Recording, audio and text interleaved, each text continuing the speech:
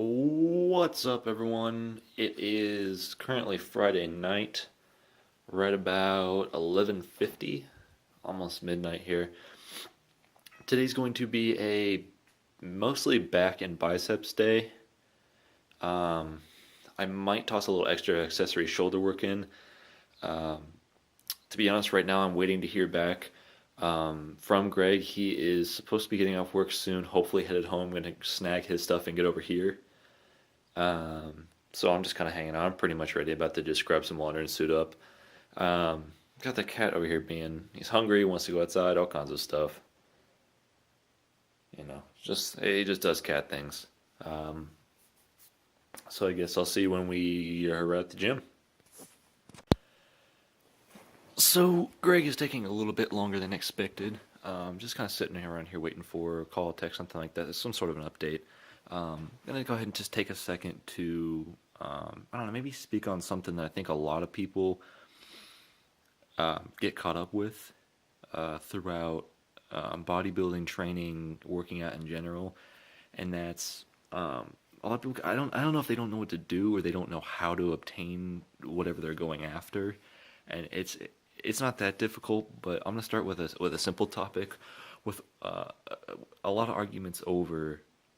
And that topic is genetics in bodybuilding and what role they play. And while they're important, they're not everything. I think, like I said, I may have said, I may have not. I said before, I don't really have the best genetics for bodybuilding for, the type of training I'm doing. I'm not a huge dude naturally. I am kind of tall and with broad shoulders. That's about it.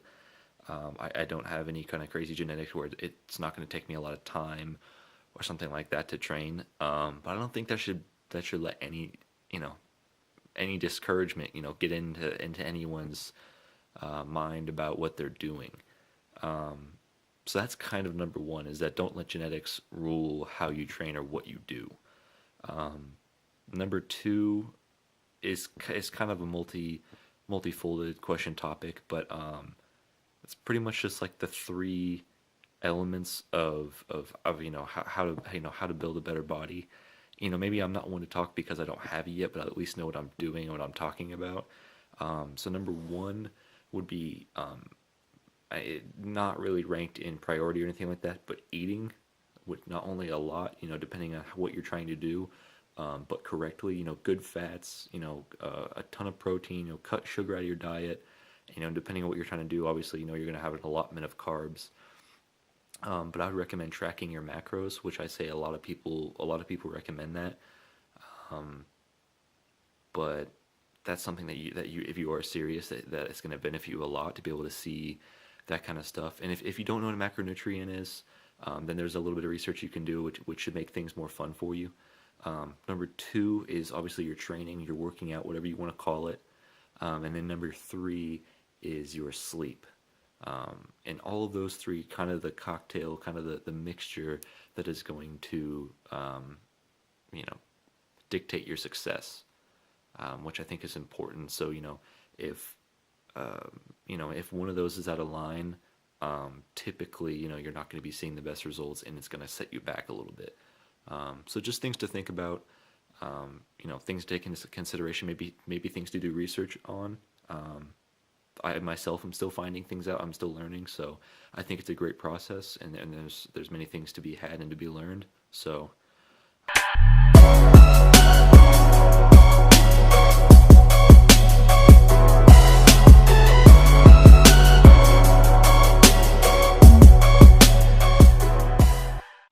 we just walked in the gym about a couple minutes ago. It's about 10 after 1 a.m. We are starting our back and bicep day with some face pulls to work on our rear delts, a little bit of traps, and focus on retracting our scapula, which Greg is working on a lot. He's come a good way on some mind-muscle connection work and being able to isolate certain muscles and make him do what he wants, which I think he's enjoying. But a key to this movement, typically, you want to retract your shoulders so you engage your back, and not only pull with your arms, pull with your your rhomboids, pull with everything that you got back there, so you can really feel it. Basically, so that you end up doing at the end a double bicep pose. So as he's coming back, like you would be strong man, flexing both those biceps.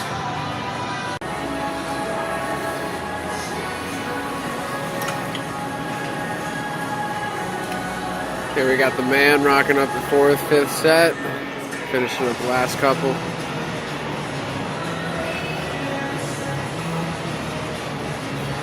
Just trying to get that full retraction.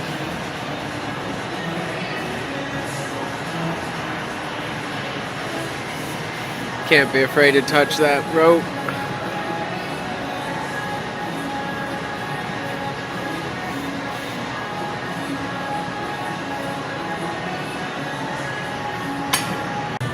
Once again, we are over here at the cable machine, and this one specific exercise, we are trying to isolate our rear delts. Similar to face pulls a little bit, but more specific on the rear delts, especially because my shoulders both are internally rotated. I'm trying to fix that a little bit, so I'm trying to strengthen all of my back as well as back of my shoulders.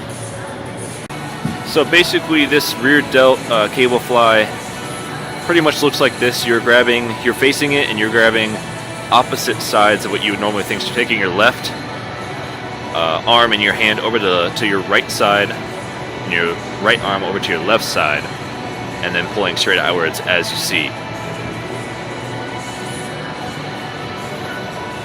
So what this does is allows you to stay stable while retracting from the rear delt and a little bit from around the traps and throughout the rhomboids a little bit, but trying to focus up on that rear delt.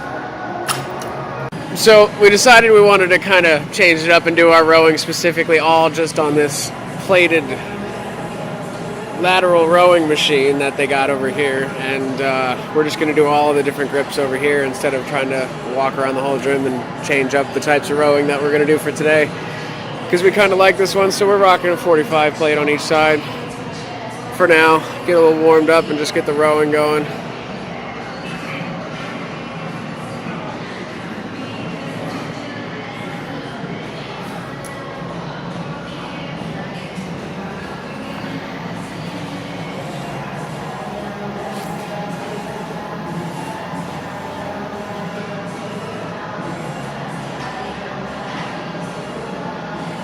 Time under tension. He told me to wait for it, but I didn't wait, so we're getting set up here for our last set of the wide grip on the lateral rolls. We raised it up a little bit on the weight, but nothing too special. Just threw some 25s on top of the 45s we got. So here he goes.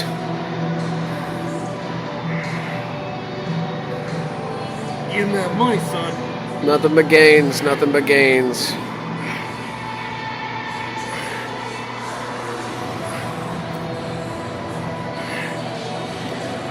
After this set, we have to go to the inner grip, keep the elbows tucked, and focus that inner lateral area.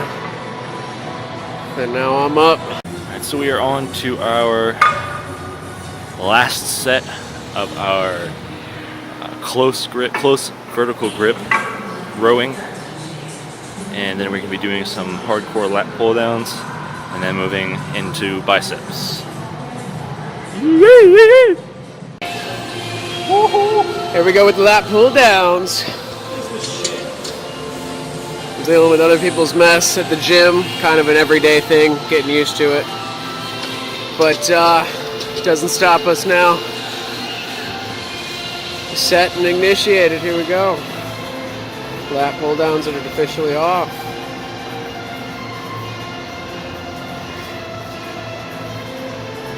Notice he's got the lean back a little bit, so he keeps the shoulders properly tucked in the back and engaged, so that he can focus on the muscle groups. Proper isolation and whatnot.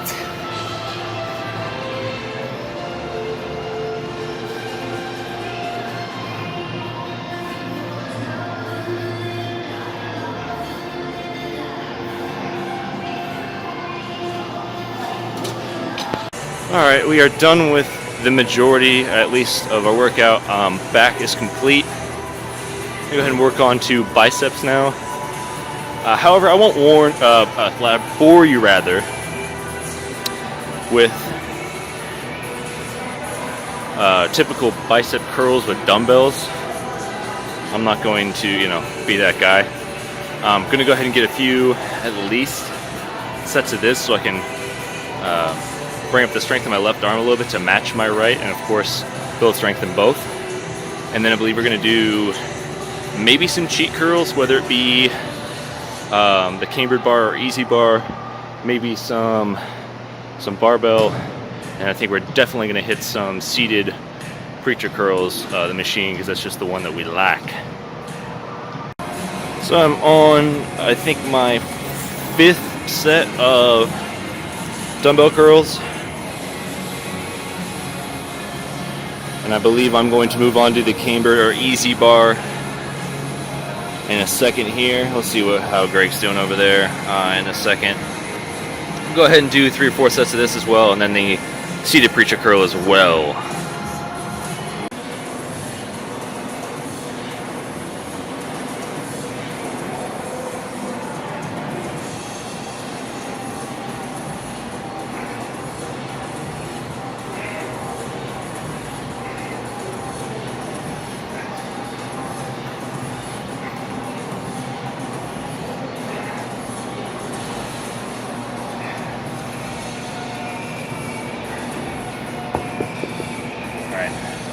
Hey man, where we coming from right now?